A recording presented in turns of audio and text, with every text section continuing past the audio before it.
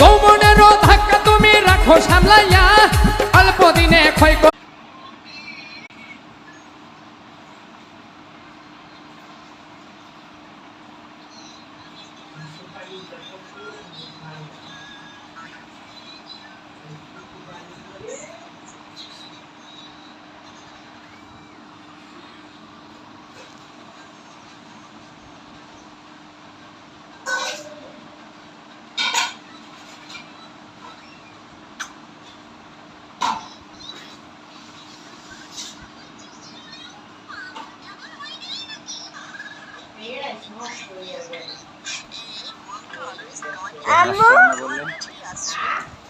পেঁয়াজ বলে নষ্ট হয় না।